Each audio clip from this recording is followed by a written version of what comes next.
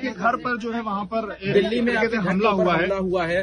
जैसे डीसीपी ने बताया कुछ लोगों को डिटेन भी किया गया है। हिंदू सेना के लोग थे।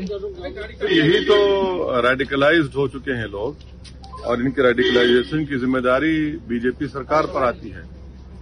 तो यही तो हम बता रहे हैं कि एक सांसद के घर पर अगर इस तरह हमला होगा तो क्या मैसेज जा रहा है पूरे देश में, पूरे दुनिया में।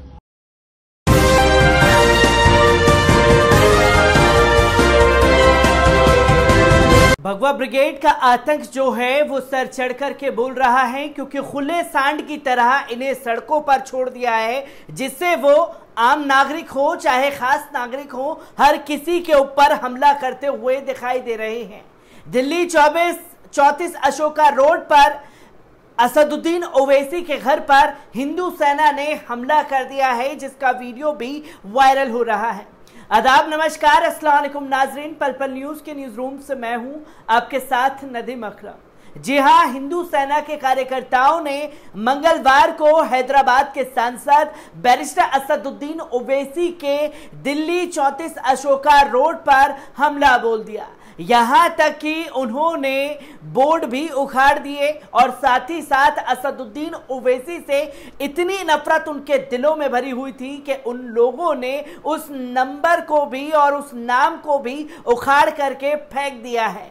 इसके बाद से सियासत तेज हो गई है और सवाल खड़े हो गए हैं कि आखिरकार जब आम और खास नागरिकों को ही शिकार बनाया जा रहा है तो इस भारतीय जनता पार्टी शासित राज्य में कौन सुरक्षित रहेगा। ये तस्वीर सामने आ रही है जो हुड़दंग इन्होंने असदुद्दीन ओवैसी के घर के बाहर मचाया है। पहले इस वीडियो पर नजर डाल लीजिए।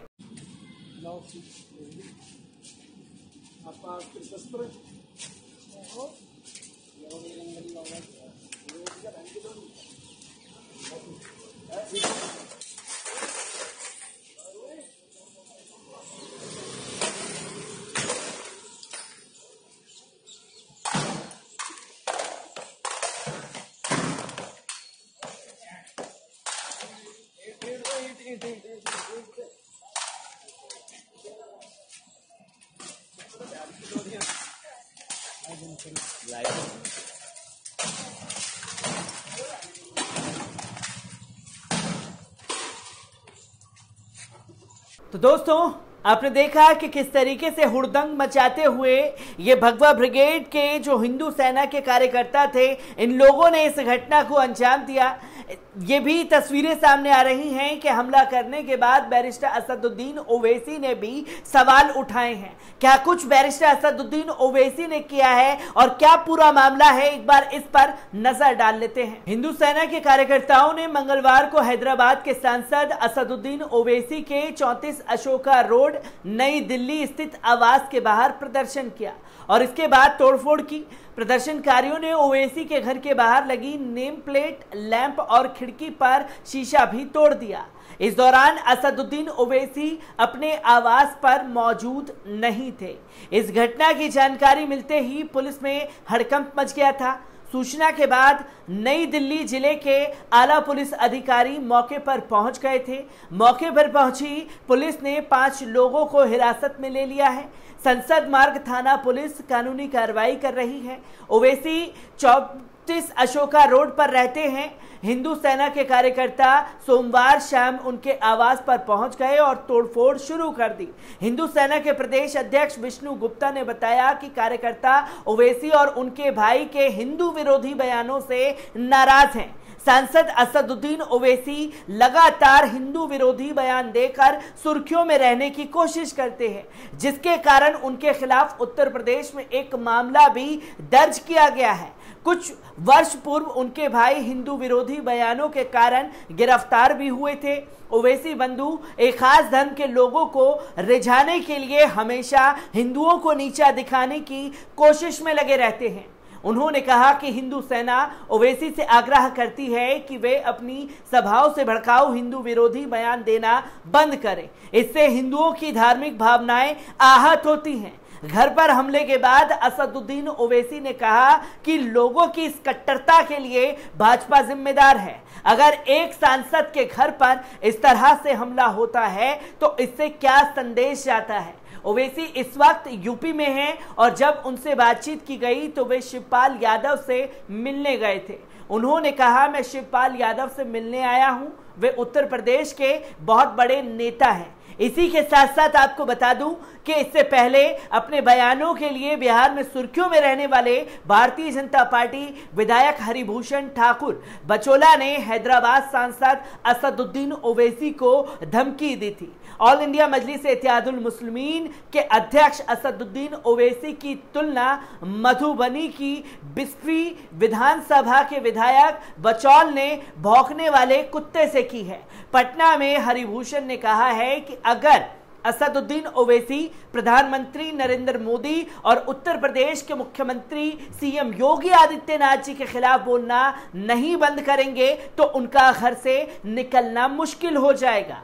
भाजपा विधायक हरिभूषण ठाकुर बचौल ने कहा कि असदुद्दीन ओवैसी फालतू के बयान देते हैं, आए दिन वे निराधार बातें करते हैं। ओवैसी को अब नरेंद्र मोदी और योगी आदित्यनाथ से टकराना छोड़ देना चाहिए। बचौल ने ओवैसी की तुलना भौंकने वाले कुत्ते से कर दी। अगर एआईएमआईएम सांसद ने अपनी जुबान पर लगाम नहीं लगाया तो उनका घर से हम लोग निकलना मुश्किल कर देंगे। इस धमकी के बाद जो है हिंदू सेना के कार्यकर्ताओं द्वारा एक बड़ा हमला असदुद्दीन ओवैसी के घर पर किया जाता है, जिसके बाद से सवाल खड़े होते हैं। महीने भर पहले हरिभूषण ठाकुर बचौल ने हनुमान चालीसा के पाठ के लिए विधानसभा परिसर में जगह की मांग की थी। बचौल के साथ ही दरभंगा के केवटी विधायक मुरारी मोहन झा ने विधानसभा अध्यक्ष का ध्यान आकृष्ट किया है। बीजेपी के दोनों विधायकों ने कहा था कि मंगलवार को हनुमान चालीसा का पाठ करने के लिए स्थान की व्यवस्था कराई जानी चाहिए। तो आप देख सकते हैं कि किस मानसिकता के तहत जो है बैरिस्टर असदुद्दीन ओवैसी के ऊपर हमला बोला गया है।